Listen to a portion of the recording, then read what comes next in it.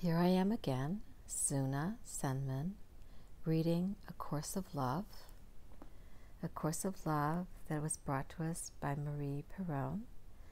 It is the follow-up to A Course in Miracles that Helen Schumann had written, dictated by the same author as A Course of Love. We are beginning with Chapter 1, and this is our video number 11 on A Course of Love.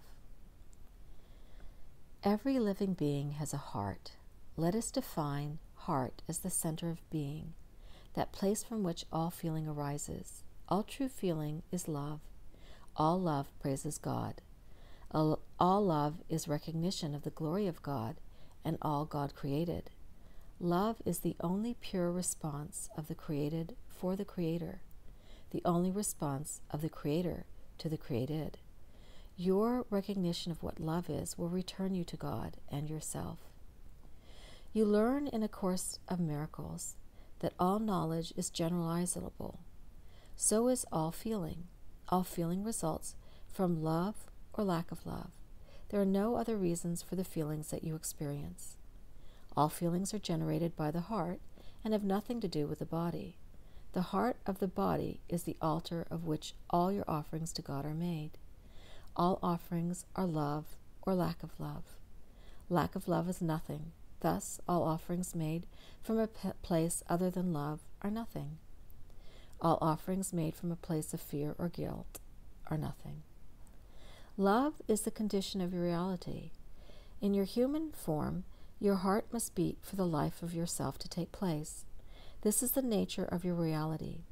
Love is as essential to your being as the heart to the body. You would not exist without love. It is there even if you are as unaware of it as you are of the beating of your heart. A baby is no less alive because it does not realize its heart is beating. You are no less yourself, even though you do not realize that without love you would not exist. God's only thought is love. It is a thought without limit, endlessly creating. Because of the extension of God's thought of love, you exist. I exist with you in this self-same thought. You do not understand this only because you do not understand the nature of your own thoughts. You have placed them inside your body, conceptualizing them in a form that makes no sense. Yet, when you apply your thought to learning, you learn. Let this encourage you. This is an ability we can use together to learn anew. You should be in a hurry only to hear the truth. And of course, all of the ways that you act when you want to hurry are backwards to what you would achieve. Let your worries come and let your worries go. Remember always that they simply do not matter except in terms of time, and that you will save time by letting them go. Remember that your worries affect nothing. You think if your worries affect time, this is an effect, but time is an illusion. It, too, does not matter. Remind yourself of this as well. This is a part of letting go of the old world to make way for the new. Realize that these things do not matter, and you will not be carried with you to the new world, so you might as well let them go now. It is as if you have carried your heavy luggage with you everywhere, just in case you might need something.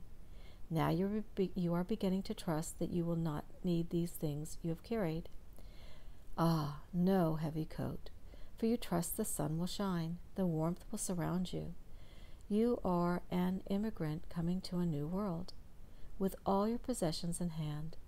But as you glimpse what was once a distant shore and now is near, you realize none of what you formerly possessed and called your treasures are needed. How silly you feel to have carted them from one place to the next. What a waste of time and energy to have been slowed down by such a heavy burden. What a relief to realize that you need carry it no more. How you wish you would have believed they were not needed when you began. How happy you are to leave them behind. You do not realize as yet how heavy was your burden. Had you literally carried a heavy and useless trunk from one world to another, when you had been told by someone wiser that it would not be needed, you would, upon realizing the truth, ask yourself what else you had been told and disregarded. You might try one more thing and then another that you previously would not have tried when you were so convinced that you were right and the other wrong. And as each step is tried and found to work, your confidence in the wisdom of this teacher would continue to grow. You might consider that you could still learn from your mistakes and find the learning in the end to be the same, and this you surely might do from time to time. But eventually you would realize that it would be quicker and easier to learn without mistakes.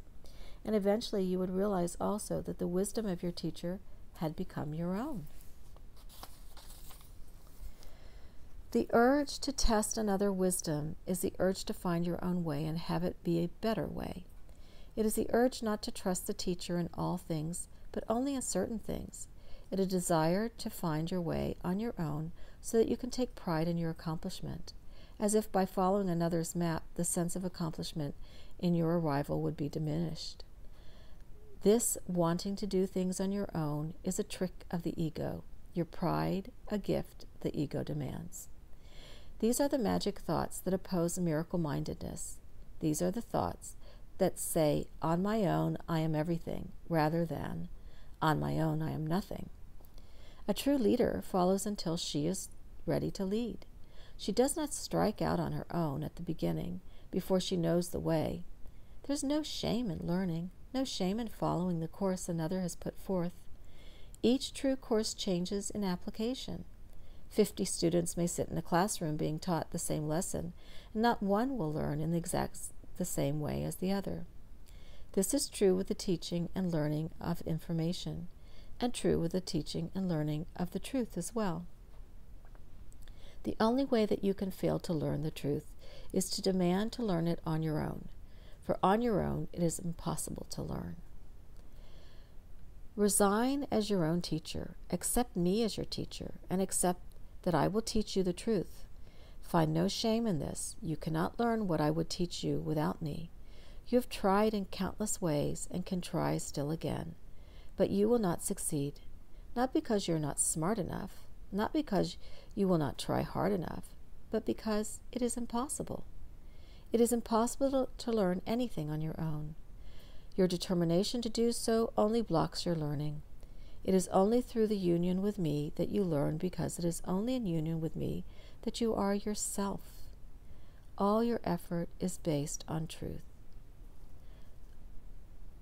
All your effort is based on disbelief of this truth, and your attempts to prove this truth is not the truth. All that this effort brings you is frustration. All your seeming success from this effort brings you is pride to offer to your ego. This gift your ego demands is not worth the price you pay. The price of this gift is everything. A teacher always has a role in the learning of the student. This does not diminish the student's achievement. You must realize it is your desire to make of yourself your own creator that has caused all your problems. This is the authority problem. It is pervasive in the life of your physical form and in the life of your mind. It is only your heart that does not consider this an issue of concern. This is another reason we appeal to the heart.